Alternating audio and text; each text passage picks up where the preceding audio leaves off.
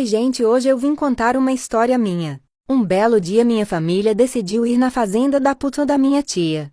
Aí na fazenda não tinha e como era uma criança muito serelepe eu fiquei brincando na fazenda pulando em cima dos porcos. Até que meu primo e o amigo dele me chamaram pra brincar atrás do galinheiro.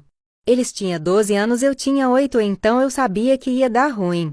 Atrás desse galinheiro tinha uma cerca elétrica que impedia os bois de pegar a gente. Mas essa cerca elétrica era muito potente, muito mesmo. Então um amigo do meu primo João Victor me puxou e me deu um beijinho. Ele era muito bonito.